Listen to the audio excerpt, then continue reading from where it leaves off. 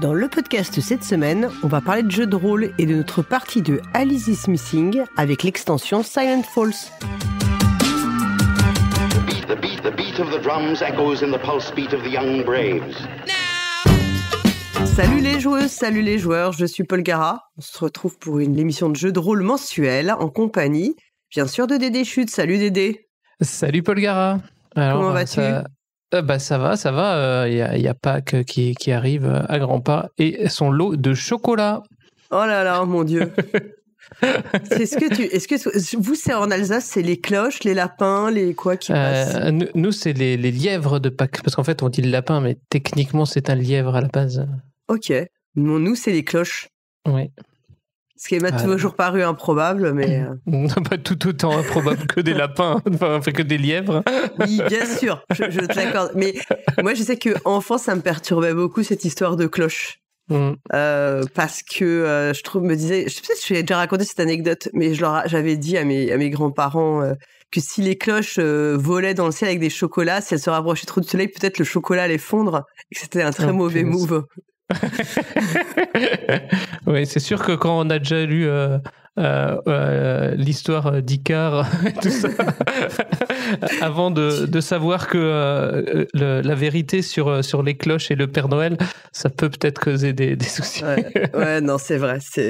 J'avais déjà un esprit, tu vois, un mauvais esprit pour tous les trucs comme ça, ouais.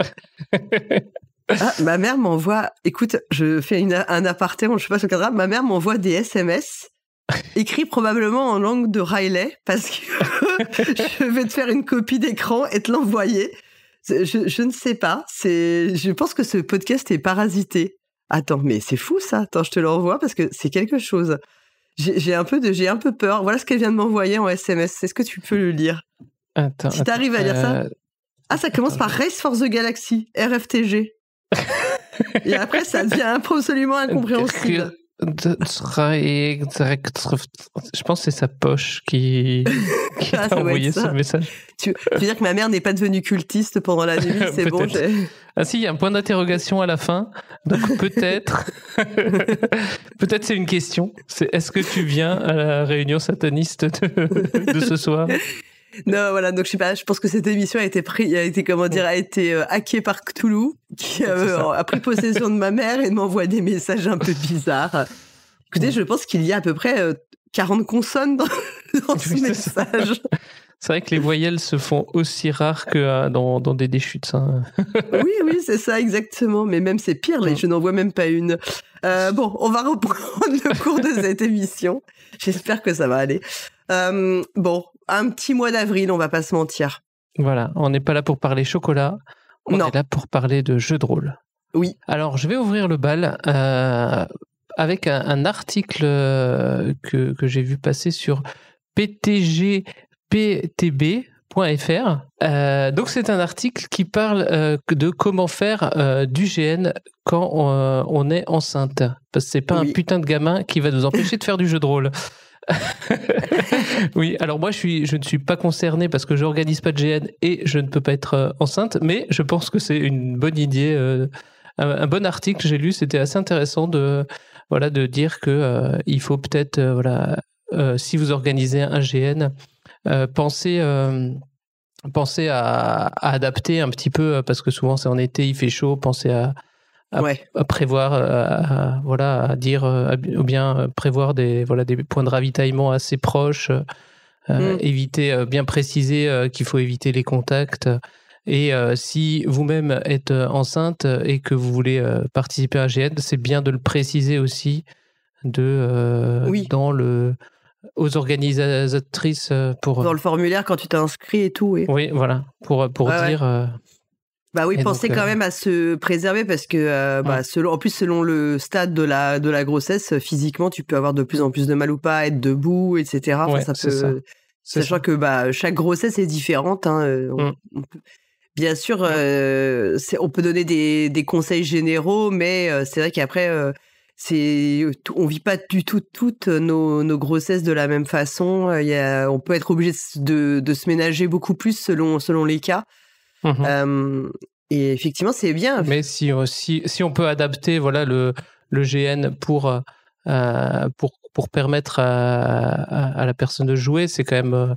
il y a des fois des petits trucs, voilà, il y a des petits trucs à faire, c'est juste y penser, se dire que voilà, c'est un cas particulier, il faut aussi y penser pour que tout le monde puisse profiter du GN.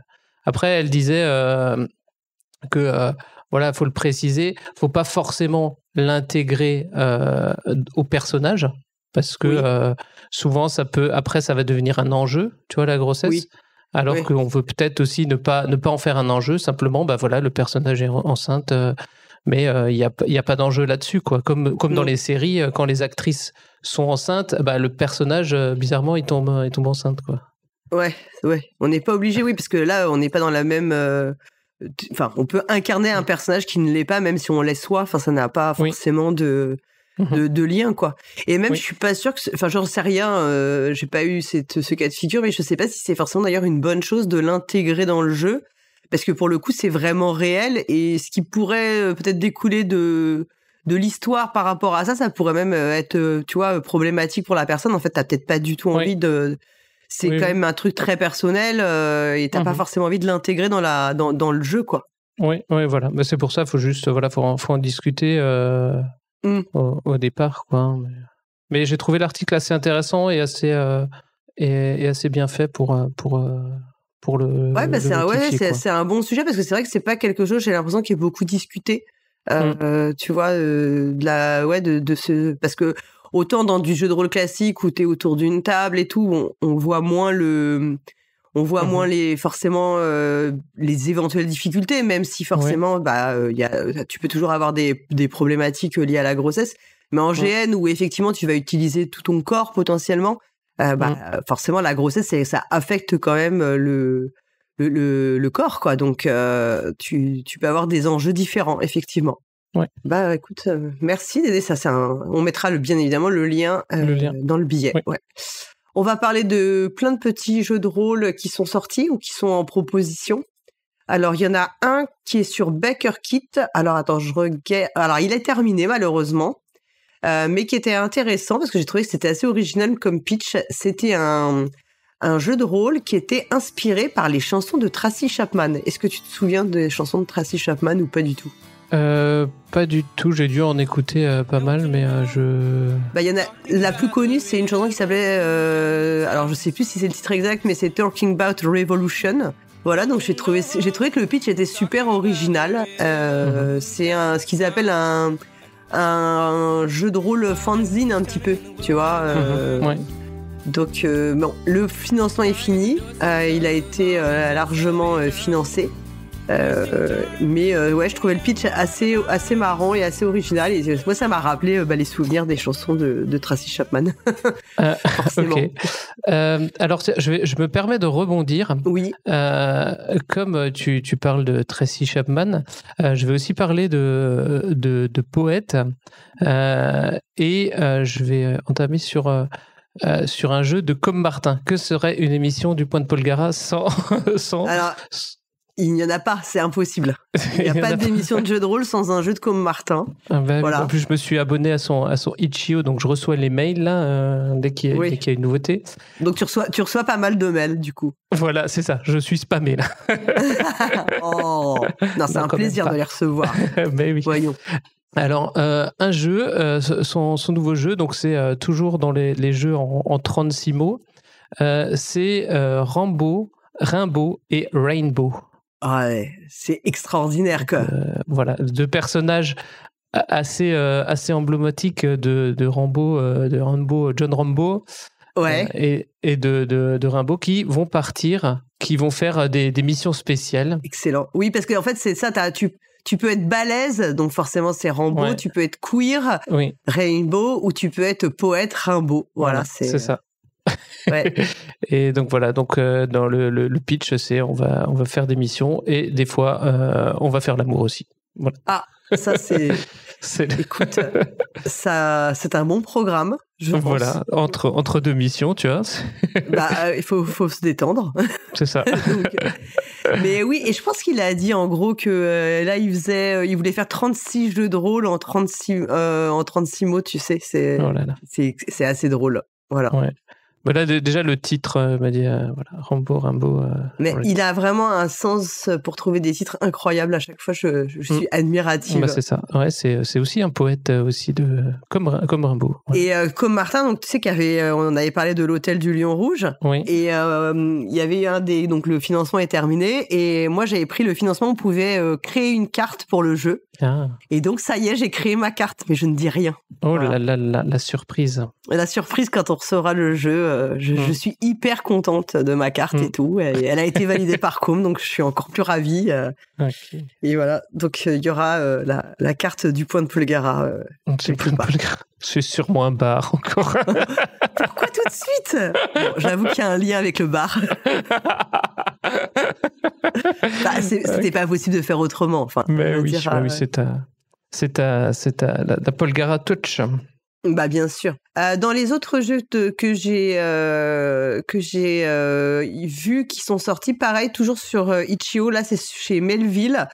Donc c'est Love Berlin, ou Love Berlin si tu prononces à la française Berlin, oui. Qui est un cadre de jeu en fait simplifié pour Bois Dormant. Donc Bois Dormant, c'est un jeu de Melville qui est sorti il y a quelques années, qui parle en fait d'une communauté dans laquelle certaines personnes de la communauté sont atteintes en fait un peu du ce qu'on appelle le syndrome de la Belle au Bois dormant, c'est-à-dire qu'ils se sont endormis et on incarne les personnes de la communauté qui elles ne dorment pas et qui doivent réinventer cette communauté en prenant soin également de ceux et celles qui dorment.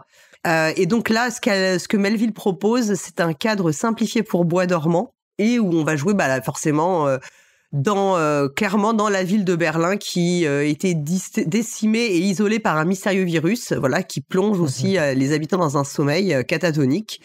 Et donc on va reprendre le même un peu setup avec l'existence d'une radio pirate qui elle est là pour informer et apaiser les habitants de la cité qui sont encore qui ne sont pas endormis. Donc ça a l'air assez chouette et je trouve que l'idée de prendre une ville comme ça particulière avec forcément tout ce qu'on projette aussi dans cette ville en termes d'imaginaire, de références, d'histoire et tout, c'était une assez bonne idée. Donc je mettrai également le lien vers la page Itch.io de Melville. Oui, parce que Berlin c'est quand même une ville assez folle, je veux dire, c'est assez oui. C'est une ville assez particulière du fait qu'elle a été coupée en deux. Il y a vraiment des quartiers très différents. On peut passer d'un quartier à l'autre et c'est pas du tout la même ambiance. Ouais. Et puis c'est vrai que moi j'y étais allée il y a très longtemps. J'y suis retournée l'été dernier pour le Spiel des Jahres. Ouais. Et clairement, tu ne ressens pas du tout l'ambiance des autres villes allemandes que je connais. C'est une ambiance complètement différente. Alors en plus là c'était l'été et il faisait super chaud. T'avais une ambiance un peu folle quoi. J'ai trouvé que c'était. Oui, mais c'est toujours. Moi je sais que j'ai été en séminaire avec la boîte. On a visité un peu les trucs et c'est vrai qu'on a fait notamment une sortie à vélo dans tout Berlin. Et c'est une ambiance assez donc on se balade de quartier en quartier, on a fait les points particuliers et c'est vraiment une ambiance et puis la ville est zen, c'est pas du tout Paris quoi, hein. C'est le Capitane qui est zen. On était, pour donner l'exemple, on était une centaine de cyclistes à rouler en groupe à travers Berlin. On a quasiment traversé Berlin à un moment donné où on était 100 ensemble. D'abord on était en petit groupe mais on a après traversé où on était une centaine ensemble. On s'est jamais fait klaxonner. Les gens, s'arrêtaient. Il n'y a jamais eu. Il y a toujours je trouve qu'il y a vraiment une ambiance beaucoup plus détendue que quand on va à Paris. Tout le monde est stressé. Tout le monde est. Ah oui. Voilà. Puis alors à vélo à Paris, c'est pas. C'est une épreuve. C'est une épreuve pour la santé mentale en fait. C'est une épreuve olympique aussi. Aussi. Enfin, non, clairement, c'est pas du tout la même ambiance. Et même moi, ça m'a rappelé certaines ambiances, que j'avais connues il y a bien longtemps. Enfin, quand j'étais un peu plus jeune, de villes, tu vois, du sud, un peu route, quoi. Moi, ça m'a rappelé beaucoup ces ambiances avec des gens qui écoutent de la musique dans les rues, qui fument pas que des cigarettes, d'ailleurs aussi. Enfin, un truc un peu plus déjanté, quoi. Ouais, c'est punk. C'est une ville assez punk. Voilà, c'est ça. C'est un peu ça. Ok, je continue avec un jeu de rôle proposé encore sur Itch.io, mais cette fois-ci par Kelren, qui s'appelle Dominion. Okay. Alors, rien à voir avec le jeu de Vaccarino, de deck building. Là, le sous-titre, c'est Jeu de pouvoir et maison noble. Et en fait, c'est un jeu de rôle de space opéra et d'intrigue politique, donc pour 3 à 6 joueuses. En fait, alors je pense qu'il y a peut-être une petite inspiration Game of Thrones, je sais pas, parce qu'en fait, on est à la tête d'une maison noble, et tout le jeu, ça va être l'exploration d'intrigues politiques, en fait, pour pouvoir forcément essayer d'apporter la gloire sur notre maison. Et c'est une sorte alors c'est un mélange entre un univers de science-fiction et un univers un peu féodal, avec vraiment le mélange des genres, quoi. Donc ça a l'air super cool, ouais. C'est le mélange de Game of Thrones et de Dune, en gros. Ouais, exactement, ouais. Et ça a l'air vraiment super bien. En fait, on va vivre forcément. On voit tout de suite qu'on va vivre plutôt là des drames, des tragédies, des trucs un peu plus, comment dire, épiques, forcément. On n'est pas, je pense pas qu'on fait le quotidien non, mais on est là pour vivre vraiment l'histoire faite par ceux qui ont le pouvoir, quoi. Mais ça a l'air super bien, franchement.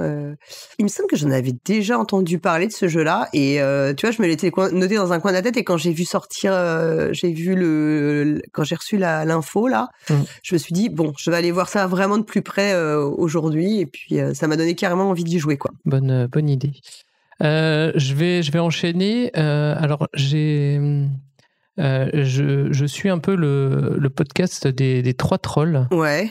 C'est Gogoth, Golgo et Romaric Briand qui dissertent un peu sur le jeu de rôle et les différentes manières de faire du jeu de rôle. Et ils ont fait un épisode sur les femmes dans le jeu de rôle. D'accord. Mais bon, du coup, ils se sont dit, on va pas se mettre 3 hommes blancs pour parler de femmes dans le jeu de rôle. ce qui pourtant n'arrête pas certaines personnes, hein, d'habitude. Oui, c'est ça. C'est ça. Et ils ont dit, bah voilà, on va laisser la parole justement à Flavie, Sian et Kyriel. Donc Flavie, qui est aussi du podcast de la cellule, qui est l'épouse de Romaric, ouais. Kyriel, qui a aussi une chaîne Twitch où elle fait pas mal de jeux de rôle, et Sian, qui est juste une joueuse, mais qui a une grande expérience. Et voilà, elles ont parlé de leur vécu de joueuses et de jeux voilà, un peu qui changent pour sortir un petit peu, où les représentations féminines et autres sont bien représentées, et d'inclusivité de jeux qui, voilà, dans le jeu de rôle. Donc on mettra le lien, c'est assez intéressant. Très bien, ok. Bah ouais, on mettra le lien. Je n'ai pas encore regardé, mais j'ai vu pas mal sur les réseaux de commentaires, retours sur cette émission. Moi, j'ai vu un autre. Alors là, c'était aussi sur Baker Kit. Et je suis en train de regarder. Je pense que ça se termine le 1er mai. Donc. Ça fait encore un petit peu de temps. C'est encore possible. Ouais, et en fait, ça s'appelle Riverbank, le role-playing games.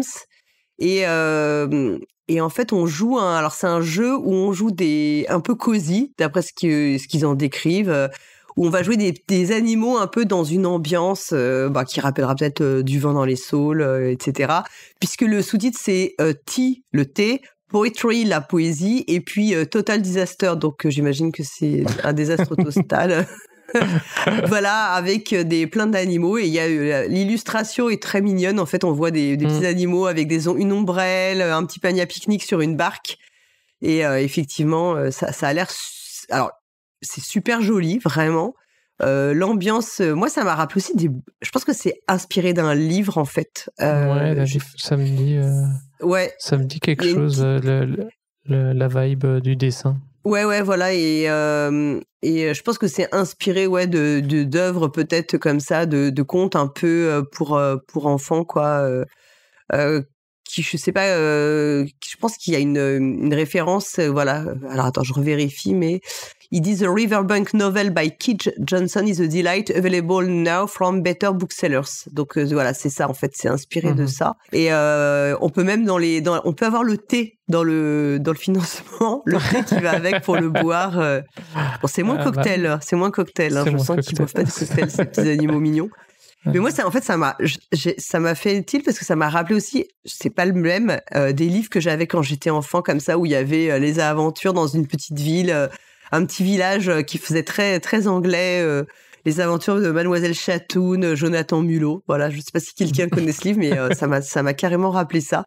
J'ai trouvé ça très mignon. Alors, c'est que en anglais, si j'ai bien, parce que je suis allée regarder un petit peu, j'ai pas vu qu'il y avait de version française. Ouais. Donc du coup je suis pas forcément sûre de le faire parce que déjà que j'ai du mal à lire tous mes bouquins de jeux de rôle en français, alors en anglais je pense que ça passera moins prioritaire, j'avoue, par grosse flemmardise. Et donc ouais, ça a l'air très chouette, donc je le signale, hein, s'il y en a qui ont envie d'aller jeter un œil. Voilà. Ensuite, tu nous parles de quoi, toi ? Alors, du coup, dans le podcast des Trois Trolls, ils ont parlé de différents jeux. Moi, j'en ai retenu un. Alors, il n'est pas forcément disponible. Ça s'appelle My Centipede Boyfriend. Alors, My Centipede Boyfriend, on va jouer une histoire d'amour entre un humain et un alien qui est un mille-pattes géant qui a 10 000 ans. Son nom c'est XVXVX. Donc voilà, il a un nom d'alien. Et voilà, ils sont tous les deux amoureux. Mais bon, c'est un alien géant qui bouffe des humains, donc et qui veut dominer le monde. Donc, et voilà, on va jouer un peu ces trucs. Et donc, le principe du jeu, c'est que on va jouer la personne qui est amoureuse du mille-pattes. Ouais. Donc, on est assis sur une chaise, on a les yeux bandés et on va raconter une scène de vie de couple classique. Donc, ça peut être aller manger une glace, aller faire les courses, aller rendre visite aux parents d'un ou de l'autre. Voilà, des petites scènes comme ça.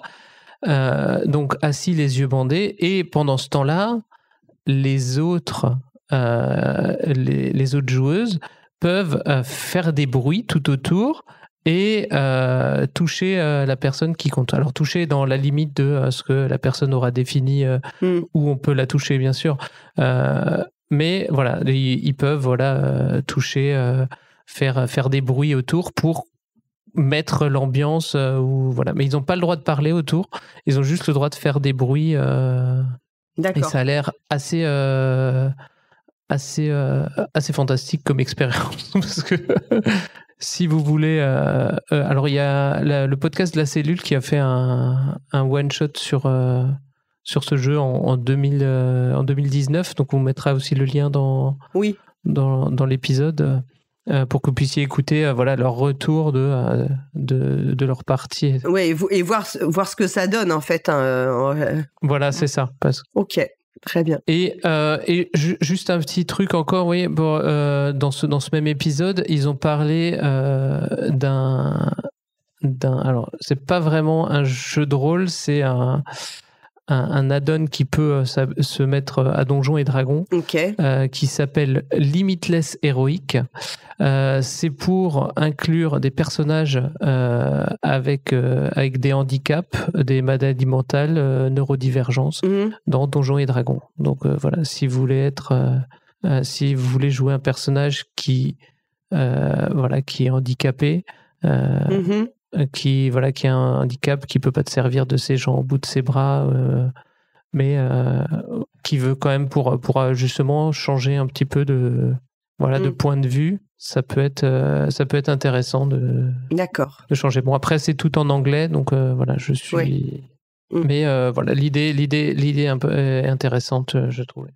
Moi, je vais te parler d'un jeu de rôle encore de Melville qui s'appelle Notre Crépuscule, et qui est actuellement et jusqu'au 14 mai en précommande sur le site des éditions Dystopia. Dans la collection, en fait, c'est pour un ouvrage qui va sortir dans la collection JDR, qui est la collection en fait jeux de rôle des éditions Dystopia. Donc bien sûr, on mettra le lien.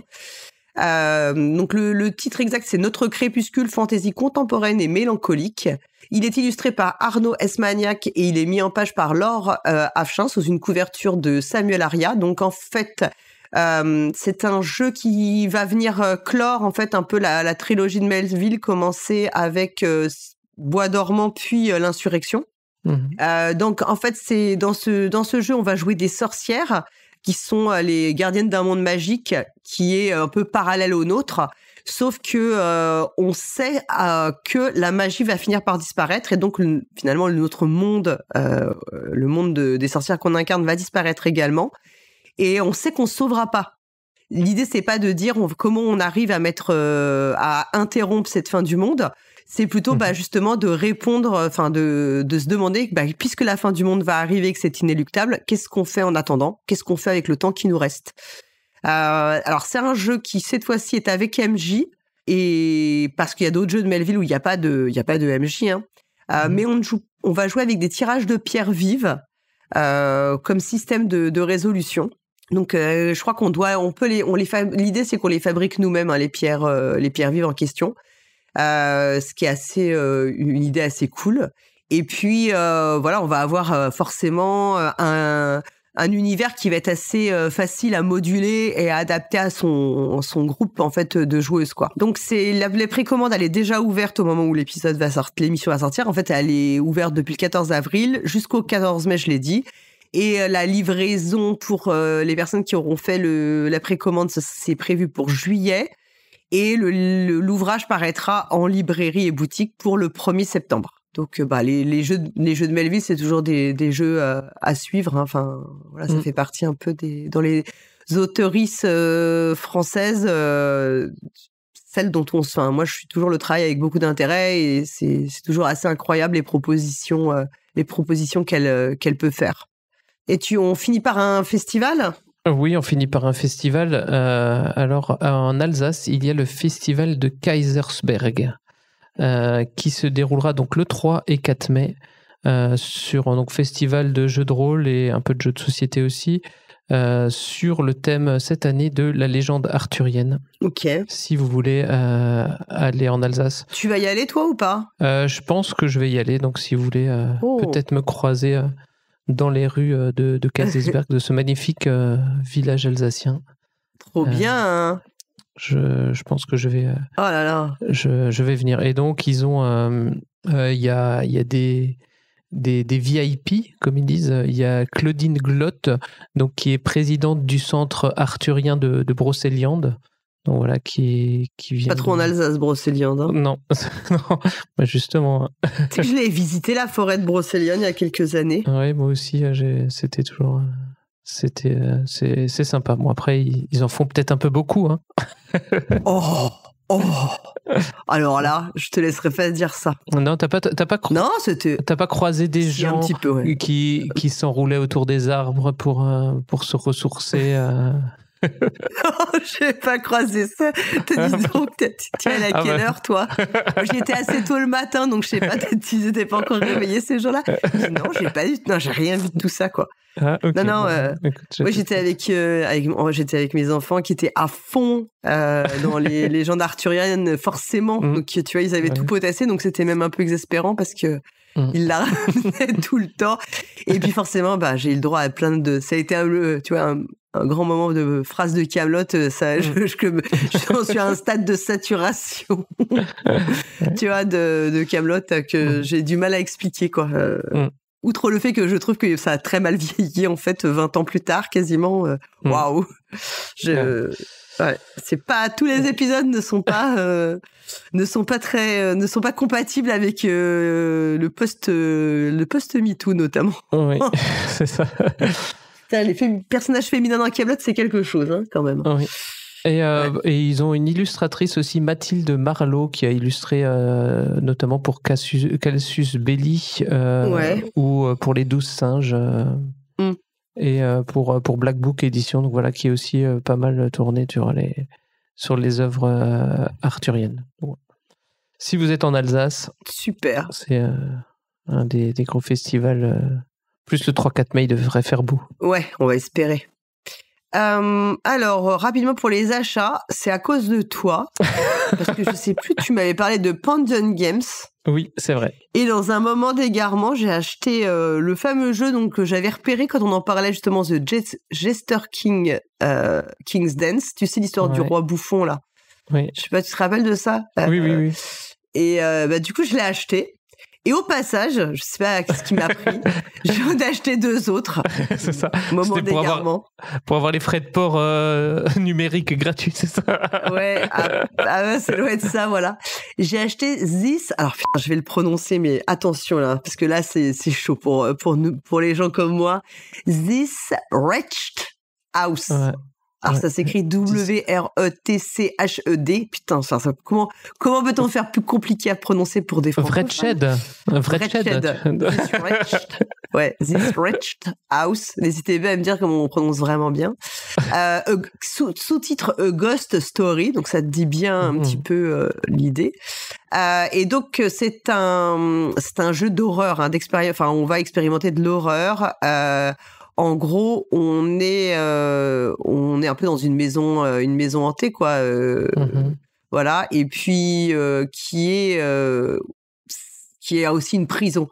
Donc c'est un jeu de rôle solo, et c'est du journaling qui s'inspire beaucoup de l'horreur gothique en fait, en termes d'ambiance, etc.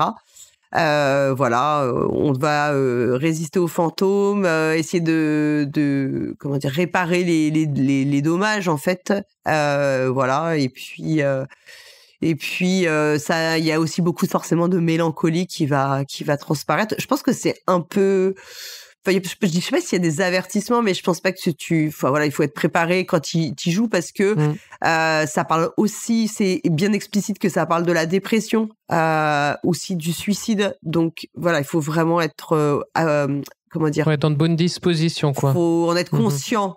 Ouais, avant d'y jouer, quoi. C'est un jeu assez particulier. Mais j'ai trouvé l'idée assez intéressante. Et le troisième que j'ai acheté, parce que du coup j'en ai acheté 3, bim bam boum, c'est Quand les murs me parlent, qui est aussi un jeu de rôle d'horreur en solo. Décidément, j'ai un petit truc en ce moment. L'auteur, c'est Andrew Boyd. Oui, je l'avais vu celui-là. Ouais, tu l'as vu. Alors la couve est magnifique, j'avoue. Vraiment, j'ai trouvé ça très très beau. Et, c'est donc un jeu de rôle de Andrew Boyd qui est sorti chez les Fondations d'Imaginaire. Et il est aussi, alors on peut l'acheter en version physique et on peut aussi l'acheter sur Drive-Thru RPG. Donc je pense qu'on peut acheter juste le PDF si on le souhaite, j'imagine. Oui. Et donc le petit sous-titre sur la couve, c'est Il crie, chuchote et se lamente des abominables secrets dont ils furent témoins. Donc voilà. Et bien sûr, quand les murs me parlent, ça reprend un peu l'expression les murs ont des oreilles. Et l'idée, c'est ça, on est une sorte de détective, on incarne un détective privé qui est doté du talent de, justement, de pouvoir entendre ce que les murs ont à dire. Et donc, on va écouter les confessions qui vont pouvoir être faites, quoi. Okay. Ouais. Et je sais pas si moi je jouerais à un jeu d'horreur en solo. C'est vrai? Ouais. Quoi? Je sais pas, je serais pas. Autant quand on en fait en groupe, ça va, mais en solo, je sais pas, ça m'attire pas spécialement. Ah oui. Parce que, bon, maintenant, moi, je trouverais. Je préfère avoir peur ensemble. Ouais, d'accord, ok. C'est ça. Bon. Voilà. Après, c'est juste, c'est un ressenti personnel. Hein, c'est rien contre ces jeux-là, mais c'est pas vers ça. Tu vois, moi, je me tournerais plutôt vers un colosse, là, tu vois, si je dois faire du truc solo un peu plus épique, plus lumineux, tu vois. Voilà. Mais après, moi j'aime. Tu me diras. Moi j'aime bien le. Ouais, il faut que j'y joue, hein. Mais ouais. Moi j'aime bien les trucs d'horreur en général et puis je sais pas si t'as vu les séries sur Netflix qui ont été faites par Mike Flanagan, celui qui avait fait Les Sermons de minuit. Il a fait une série, alors je crois que c'est The Haunted House le titre, mais il y a 2 saisons et chaque saison c'est une saison d'anthologie, donc c'est pas, tu sais, c'est 2 trucs complètement différents. Et il y en a une où c'est une adaptation d'un livre qui est un classique de l'horreur un peu gothique, maison hantée de la littérature américaine, dont je ne vais pas retrouver le nom, qui a été adapté au cinéma plusieurs fois et dont une fois avec un film catastrophique. Évidemment, je vais pas retrouver.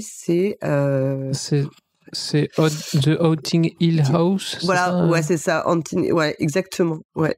Le Bly Manor. Voilà, c'est ça, exactement. Bly Manor. Ouais. Okay. Et c'est tiré quand même. On va le dire parce que c'est important, parce que c'est vraiment un classique de la littérature américaine. Je crois que même c'est Stephen King qui dit que c'est vraiment une sorte de parfaite représentation de ce que doit être un livre d'horreur. Donc c'est Shirley Jackson, l'autrice du livre. Donc il y avait eu plusieurs adaptations et vraiment je vous déconseille celle qui doit être sortie dans les années 2000 qui était vraiment catastrophique. Il faut mieux voir le vieux film qui est en noir et blanc. Et la deuxième saison, alors là, que j'ai trouvé bien supérieure, c'est une revisite d'un livre d'Henry James qui est absolument extraordinaire, qui s'appelle Le Tour d'écrou. Et t'as vraiment cette sensation un peu, tu vois, que je perçois dans The Wretched House, avec c'est pas de l'horreur forcément gore, mais c'est beaucoup de l'horreur psychologique, tu vois, de l'angoisse, enfin, plutôt ce genre de sentiment, quoi. Ouais. Donc voilà. Et puis c'est tout. Toi, t'as fait des achats ou t'as été très raisonnable ou t'as fait plein de Kickstarter et tu veux pas me le dire? Non, moi j'ai été très très raisonnable, beaucoup trop. Mais je vais me rattraper. Ben oui, parce que en mai, fais ce qu'il te plaît, bien sûr. C'est ça. Merci, ami des poncifs. Bonjour. C'est ça. Radio cliché, bonjour. Voilà. Ouais, voilà, c'est ça. Écoute, voilà, c'est ça. Vraiment, ça commence à faire discussion de personnes d'un certain âge. C'est ça. Alors, rentrons dans des rôles d'adolescents, si on veut faire pour changer un peu. Mais oui, parce qu'on va parler de. On n'a pas beaucoup joué, mais on a joué. Ça y est, à l'extension Silent Fall de Alice is Missing. Oui. Et on remercie Kevin au passage, parce que c'est lui qui a tout organisé, qui a fait le modérateur, qui nous a bien briefé, qui a créé. Alors on a joué à distance à nouveau, et qui nous a créé le serveur Discord dédié et tout. Et donc on a intégré les fameux éléments de l'extension. Alors très rapidement, Alice is Missing, c'est un jeu de Spencer Stark. On en a déjà parlé, je pense, abondamment sur le concept, comment ça fonctionne et tout. Donc, je pense pas qu'on va revenir sur la présentation générale du jeu. Non, je pense pas que ce soit utile. Allez voir allez réécouter l'ancien épisode. Voilà. Mais avec un autre appareil pour que ça compte comme des écoutes supplémentaires. Tu sais, il faut des stats maintenant pour aller dans les festivals. Ah bah oui. Et donc, là, on a joué avec l'extension Silent Fall. Kevin a choisi de mélanger en fait un peu les anciens, ce qu'il y avait dans la boîte d'origine et ce qu'il y a dans la boîte d'extension. Est-ce que tu veux un peu nous dire les éléments nouveaux? Oui, alors donc les éléments nouveaux, on a donc des nouveaux personnages. Alors on a Morgan. Alors je sais pas pourquoi ils ont fait un autre personnage qui remplace Charlie, alors que c'est aussi quelqu'un qui a déménagé. Alors on comprend bien pourquoi il faut quelqu'un qui a disparu, enfin qui a déménagé pour qu'il puisse faire un peu l'outsider et poser les questions. Oui. Mais bon, voilà, il y en a un nouveau. Alors, j'ai pas vu la carte, il y a peut-être quelque chose d'autre en plus. Voilà. Oui. On peut jouer Hollis, qui est donc le petit frère ou petite sœur. Donc voilà, tous les persos sont toujours jouables au masculin, au féminin. Alors, il y avait déjà un personnage de frère ou sœur dans la boîte d'origine. Oui, c'est vrai qu'il y avait le grand frère. Le truc. Après, moi je me souviens j'ai déjà fait une partie où quelqu'un a dit je préférerais jouer le petit frère. Donc d'accord. Voilà, et de mémoire, c'est parce que c'est vraiment plus jeune ou ça reste c'est quoi, c'est 12-13 ou plutôt non, c'est au moins 12-13 ans quand même, je pense. Il disait pour qu'il puisse quand même, parce qu'il doit quand même être intégré à un groupe d'ados de 16 ans. Donc, oui, donc il faut qu'il ait un téléphone portable dans l'idée, quoi. Voilà. C'est mieux. Alors, je vais faire un petit tour sur les trucs. Je propose, on fait un petit tour sur les trucs différents. Oui. Et ensuite, on reviendra point par point sur les trucs un peu plus en détail. Ok, parfait. Voilà. Donc comme ça, on peut un peu dérouler. On a Jordan, qui est donc l'ami d'enfance, et Steven, qui est l'ex-petit ami. Oui. Voilà. Donc, mais alors parce qu'il y avait aussi un personnage d'ex-petite amie, mais du coup dans la boîte, mais qui était plutôt un suspect. Oui, voilà, il était un suspect dans la première boîte. Dans les nouveaux suspects, on a Blake, donc c'est le ou la nouvelle amie qui vient de rejoindre le groupe, mais voilà. On a John Briarwood, donc le papa d'Alice. Donc là, on sent bien aussi ce que ça peut donner. Et surtout Wayne le shérif. Ouais. Et dans les lieux, on a le motel, la jetée de Silent Fall, la mine abandonnée. Ah. Et après, il y a aussi des nouvelles relations, notamment le « on s'est embrassé une fois, mais ça ne se reproduira pas ». C'est ce qui nous est arrivé à tous les deux. C'est ça. Je voulais choisir et tu as dit « Ah non, mais je vais prendre ça avec des… » Je fais « Ah, écoute, c'est exactement ce que je voulais jouer aussi. » Tu vois, parce comme on est synchro. Voilà, on était bien synchro. Et ou des trucs genre « Je sais que je suis en sécurité avec toi », donc voilà, des nouvelles relations. Ouais. Du coup, sur les persos, alors… Le petit frère, donc voilà, ça permet moi je trouve que ça permet de changer d'angle, d'avoir un angle plus jeune, plus naïf sur une Alice qui devrait être, voilà, on peut peut-être idéaliser la grande sœur.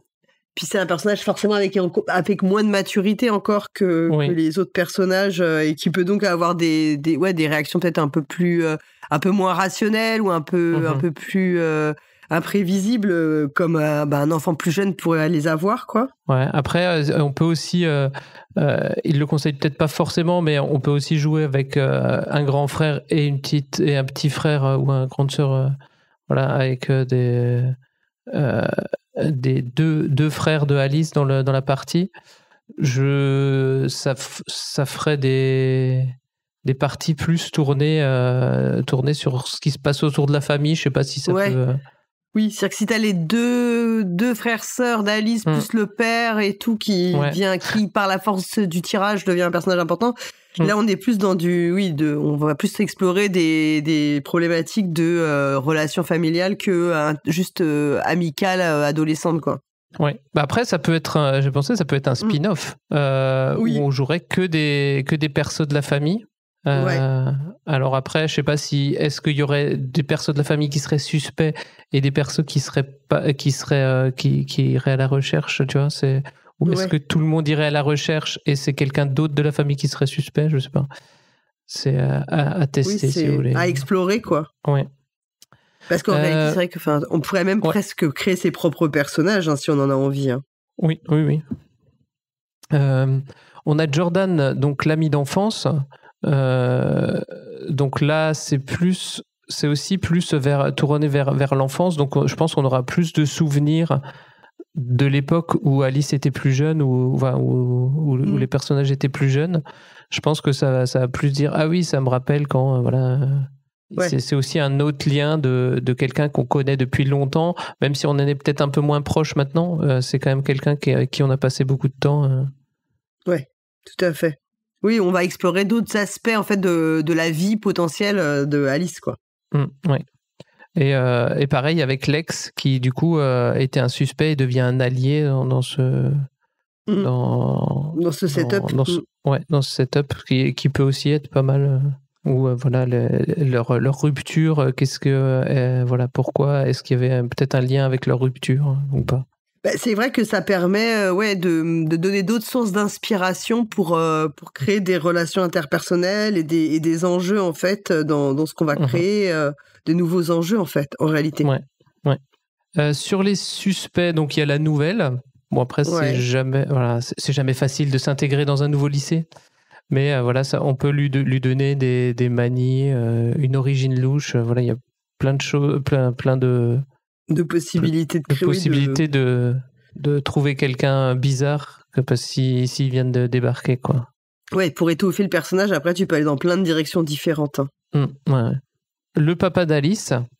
Ouais. Après, ça j'ai un peu peur que ça tourne, que ça tourne beaucoup. Enfin, les histoires tournent beaucoup avec à propos d'inceste avec ce personnage.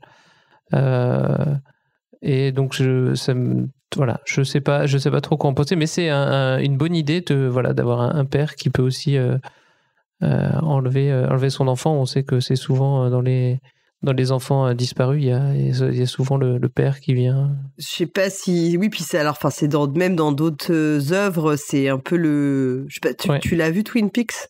Oui. Mais donc alors je vais spoiler, hein. Mais bon, c'est typiquement Twin Peaksien là. Enfin, bon, déjà qu'il y a beaucoup d'inspiration Twin Peaks quand même en général, même s'il n'y a pas tout le côté surnaturel et tout, mais effectivement, c'est ça aussi. Mais je suis d'accord avec toi que je pense que le personnage du père peut assez naturellement guider les idées de co-création sur ce genre de problématique. Et ça, c'est quelque chose, je pense, un point sur lequel il faut se mettre bien d'accord si c'est un sujet quand on fait les voiles et les filtres, si on est OK pour aborder des sujets comme ça, quoi. Parce que c'est... Voilà. Et si on n'est pas du tout OK, le virer parce que, pour être sûr que ça dérape pas, quoi. Hein. Ouais, tout à fait. Voilà, et après, ça peut aussi s'orienter, après, beaucoup famille, s'il y a le père et les deux frères et sœurs. Voilà, c'est... Oui, ça va pas du tout donner les mêmes axes ça va faire moins histoire adolescente, mais peut-être plus histoire familiale, ce qu'on disait tout à l'heure, quoi. Le shérif, alors tellement une bonne idée. Ça, excellent. Ça, c'est excellent parce que même avant, dans nos anciennes parties, il y a toujours un moment où on parlait du shérif. Ouais, tout à fait. Parce que c'est le personnage central quand il y a une enquête. On dit « Ah, mais le shérif, il est nul, il trouve pas. » Et là, le fait que le shérif, il puisse être suspect, ça rajoute vraiment un truc, quoi. Ah oui, ouais. Moi je pense effectivement que c'est une super idée de l'avoir intégré parce que de fait, ça peut aussi créer des idées de pourquoi on passe autant de temps à essayer de retrouver Alice, enfin en tout cas de se poser des questions sur où elle a disparu, puisque on fait quelque part, il y avait, comme tu le dis, on avait toujours un peu, ce qui revenait souvent, c'était une forme de défiance vis-à-vis des forces de l'ordre dans les parties, et donc là ça donne encore plus de sens à ce que, enfin, aux interactions entre les personnages pendant la partie, quoi. Ouais, c'est...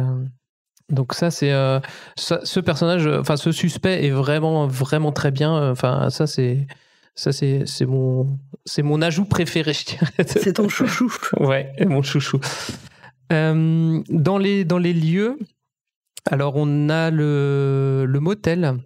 Alors là aussi, si vous voulez éviter les thèmes de prostitution et tout ça, c'est peut-être... j'ai peur que ça tourne un peu là-dessus, le motel. Bon, après, ça peut aussi coller avec un adultère du père, tu vois. Oui, c'est vrai. Ça peut s'orienter là-dessus, mais voilà, si un motel, sachez bien que voilà, si vous dans les filtres ou dans les voiles, si vous avez des trucs sur la prostitution, voilà, faut en être conscient que ça peut peut-être arriver. Oui, parce qu'en fait, ce que tu dis, c'est qu'il y a des lieux, des types de personnages, etc., qui inconsciemment vont susciter des directions parce que ça, comme on l'a toujours dit, hein, Alice is Missing, ça tourne beaucoup autour d'archétypes. Et c'est ce qui rend le jeu facile à s'approprier pour l'imaginaire, et le fait de faire de la co-construction comme ça d'univers, enfin et effectivement on va beaucoup fonctionner aussi avec forcément des idées reçues, des stéréotypes sur tous ces lieux-là. Donc effectivement, le fait d'avoir tel lieu ou tel personnage, ça influence un petit peu la direction qu'on va prendre, quoi. La jetée, donc voilà, en droit mi-construction, mi-naturel, ça c'est pas mal, ça permet de changer un peu. Et puis voilà, une disparition en mer, ça peut aussi être peut orienter là-dessus. La mine aussi, ça c'est bonne idée. Ouais, ça c'était assez cool. Ouais, j'avais bien aimé ça aussi, la mine abandonnée. Ouais, parce qu'on dit ça peut être, voilà, il y a toujours plein de choses qui rappellent tout l'imaginaire de cinéma, même de western, ou des mines abandonnées où on peut avoir plein de choses dedans, quoi. C'est une caverne d'Ali Baba. Ouais, c'est très bac à sable. En fait, ça peut donner. Là, pour le coup, c'est très ouvert en termes de ce que tu veux en faire comme lieu, quoi. Oui. Et alors du coup sur les lieux, j'avais encore, en règle générale, même pour les lieux et pour les suspects, ça permet d'avoir plus de lieux, ça permet de tourner, enfin d'éviter certains lieux qui sont toujours un peu où on a toujours un peu de mal. Je trouve que la boîte de nuit, c'est toujours un peu la même chose et pas très passionnant ce qui s'y passe. Ouais. Oui. Pareil pour la harceleuse, je trouve que le perso, alors c'est pas les persos est pas mauvais, mais c'est ça tourne en rond. J'ai l'impression de faire j'ai un peu l'impression de toujours tourner en rond sur ce perso et justement avoir d'autres persos comme ça. Après, c'est peut-être aussi parce qu'on en a fait pas mal de parties. Oui, voilà. On voit aussi, on a cette vision où il y a des choses qui ressortent régulièrement avec les mêmes lieux, les mêmes persos. Et effectivement, je pense que je sais plus si c'est pas Kevin qui disait qu'il en pouvait plus du personnage de la harceleuse en fait que c'était. Lui, c'était je crois que c'était le prof, le prof. Oui, c'est vrai, c'est ça. Et c'est vrai qu'il y a des trucs qui on se rend compte que quand même ce qu'on disait, on a des patterns un petit peu qui reviennent et que par moment c'est pas si on a fait beaucoup de parties, on a envie de passer un peu autre chose et c'est vrai que le fait d'avoir des nouveaux trucs, ça permet un peu de redynamiser tout ça quoi. Et j'ai l'impression, alors sur les cartes minutage, alors je sais pas trop. Il y avait d'autres événements quand même. Oui, voilà, il y avait d'autres cartes minutage, donc on a mis, on a fait que les événements de l'extension. Ouais. Et j'ai l'impression que les cartes minutage sont un peu plus évoluées. Que dans la première version. Ouais, on a un peu plus d'interaction. Moi, j'ai notamment eu une interaction directe avec un suspect, parce que dans les premiers, dans la boîte de base, j'ai souvent l'impression que on a entendu que mais on n'a pas d'éléments plus. Voilà, on n'a pas d'interaction nous avec avec les suspects. C'est souvent on a entendu que le suspect, les flics sont chez quelqu'un ou quelqu'un qui vient toquer, mais Ouais, c'est de l'information plutôt de seconde main, quoi. Voilà. Alors que là, moi j'ai eu une carte où un des suspects m'a pris en voiture. Et voilà, du coup, savoir est-ce on s'est fait du souci pour toi. Voilà. C'était un peu... D'autant plus que c'était le shérif, alors, dans notre partie, donc c'est... Voilà pour un peu le truc. Je sais pas si tu as d'autres choses Non, moi j'ai eu l'impression qu'effectivement... alors aussi, il faut préciser que cette partie, on l'a jouée à 4 et pas à 5. Oui. Et du coup, j'ai eu la sensation, mais c'est peut-être le nombre de joueuses qui change la donne, que de fait, les interactions étaient vachement fortes. Mais c'est aussi peut-être parce qu'on a plus la possibilité de vraiment échanger avec... quand on a que 3 personnes avec qui échanger au lieu de 4, on fait moins de choix peut-être, tu vois, peut-être que... Parce que parfois, ça arrive toujours dans les parties il y a une personne avec qui notre perso va moins échanger. Alors... Même si celui qui fait le modératrice, de fait, il a un peu de logistique à gérer, c'est toujours un peu plus difficile pour lui. Enfin, ça nécessite forcément un effort supplémentaire de tout gérer. Là, j'ai trouvé que c'était assez intense avec tous les personnages et que j'avais l'impression que les cartes, surtout les cartes événements, te poussaient beaucoup plus à ça. Oui, je pense que c'est plus travaillé. Et puis, comme on était quand tu es que 4, j'ai l'impression que le chat général va aussi moins vite. Donc tu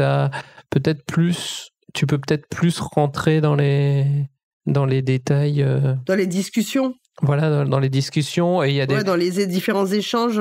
Il y a plus de temps mort qu'à 5 où ça défile. Ouais, parfois à 5, si jamais tu es en train d'écrire à quelqu'un en 1v1, enfin dans ton chat privé, et que tu reprends la conversation générale, parfois tu as loupé beaucoup de messages et c'est pas... Enfin, tu mets un peu plus de temps à te remettre dans le bain. Bon, même si je trouve qu'on s'y fait assez vite en vrai. Enfin, c'est pas non plus... C'est comme les conversations Enfin, c'est ça qui est fort, c'est que c'est exactement ce qu'on vit dans la vraie vie. On n'est pas tout le temps en mesure de répondre du tac au tac. Et donc, il y a toujours des conversations qui s'entremêlent et puis dont on n'a pas forcément bien tous les tenants, les aboutissants parce qu'on n'a pas tout lu bien en détail, quoi. Donc... moi, j'ai trouvé que c'était vraiment chouette et j'ai trouvé que ça avait quand même rapporté des nouvelles choses. Effectivement, j'avais peut-être le sentiment de renouvellement. Je l'ai eu j'ai trouvé assez fort. Ouais. Notamment, et comme tu disais, au niveau des intrigues qu'on a développées, j'ai eu l'impression qu'on était parti sur d'autres choses par rapport aux parties précédentes. Alors, on avait tous déjà joué, autour de il n'y avait pas de personnes qui découvraient le jeu pour la première fois, ce qui explique aussi peut-être qu'on était plus capable de partir dans des directions différentes, j'en sais rien. Oui, du coup, c'est je vois les cartes sont un peu plus travaillées, plus évoluées, et du coup, ça lance plus d'interactions, ou simplement des lieux différents amènent des imaginaires différents. Notamment, voilà, la mine, c'est vraiment un truc très différent où il peut se passer beaucoup de choses. Et donc, du coup, ce ne sera pas les mêmes. Entre une mine et le motel, c'est pas du tout les mêmes histoires qui vont être racontées, quoi. Non, tout à fait. En tout cas, après, en termes d'intensité, j'ai trouvé que c'était tout aussi intense que les parties précédentes. Là, ça faisait un petit bout de temps qu'on n'avait pas joué, il me semble. Oui. Moi, j'avais joué déjà. J'avais joué en vrai. Oui, c'est vrai que toi, t'avais rejoué. Toi, il y avait rejoué. Ouais, mais c'était plus pareil. Ouais, c'est pas pareil, quand même. Je pense que c'est pas la même expérience. Moi, j'ai trouvé que l'intensité, elle était tout le temps là. Mais c'était bien d'avoir des nouvelles cartes, je pense. Parce que, effectivement, comme tu dis, il y a un moment, je dis pas qu'on tourne en rond parce que c'est pas vrai, ce serait être malhonnête de dire ça. Non. Mais on commence à avoir un peu des autres sortes d'automatismes et on s'aperçoit qu'on a des trucs un peu tout tracés dans la tête qui peuvent sortir.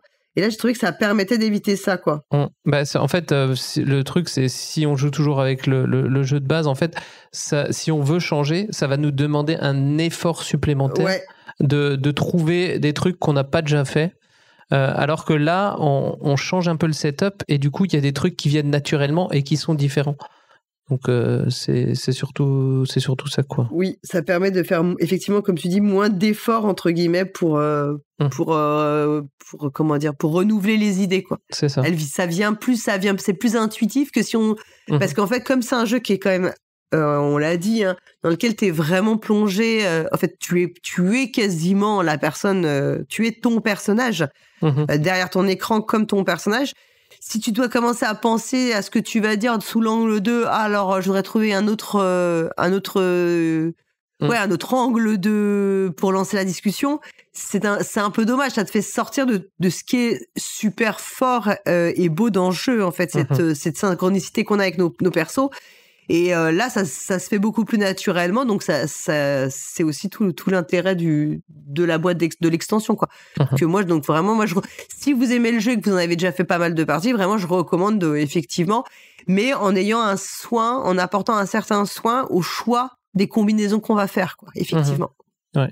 Parce que je sais que nous, on avait la combinaison où moi j'étais l'ex-petite amie et toi t'étais la petite amie secrète, et du coup, ça crée un peu des tensions. Des tensions particulières, quoi. Oui, parce qu'en plus, j'étais aussi ton ex-petite amie, ça faisait beaucoup de... Voilà, et en plus, tu vois... Donc, c'était assez marrant à jouer et tout. Problématique qu'on n'avait pas forcément eu dans nos précédentes parties, en tout cas. Moi, j'avais pas forcément eu de triangle amoureux comme ça, donc c'était assez cool. Est-ce qu'il y a quelque chose que tu veux ajouter ou pas, à part qu'on fait un énorme big up à Kevin et Henri qui ont joué avec nous? Oui, merci pour la partie. Non, je pense qu'on a fait un bon tour de... On vous laisse découvrir, on va pas vous lire toutes les cartes, on vous laisse découvrir. Puis je pense qu'on va peut-être ne plus parler d'Alice is Missing avant un certain temps. C'est ça. Je sais pas, ils ont prévu une nouvelle extension. C'est vrai, non, je sais pas, non.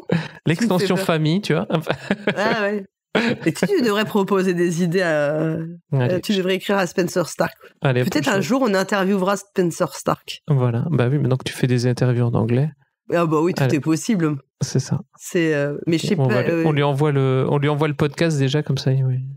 Et il verra, voilà. Bon, écoute, on va se quitter sur cette conclusion que c'était vachement bien. Alice is Missing, c'est vachement bien et que vraiment on conseille toujours.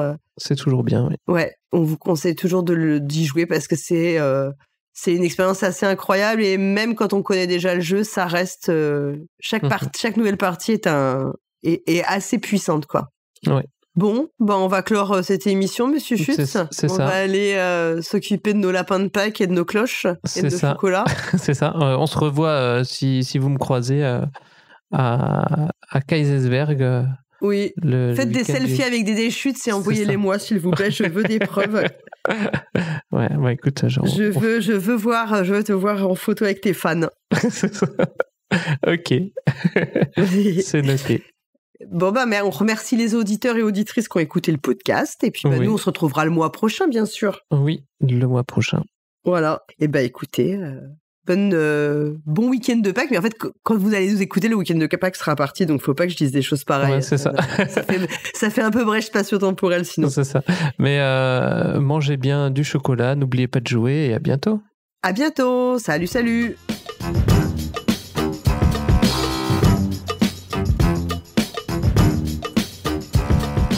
Cette émission, enregistrée à distance le 18 avril 2025, est produite par Paul Gara et Hammer. Toutes les informations utiles et les titres des jeux abordés dans cette émission figurent dans le billet de cet épisode sur notre site lepointdepolgara.fr en un seul mot. Ce podcast est totalement indépendant. Son contenu est libre et non sponsorisé. Retrouvez-nous sur les réseaux sociaux, Facebook, X, Blue Sky ou Instagram sur le compte de Paul Gara. Et surtout, venez discuter de cette émission et de tout autre sujet sur le serveur Discord du podcast. Merci d'avoir écouté Le Point de Paul Gara et à très bientôt pour une prochaine émission.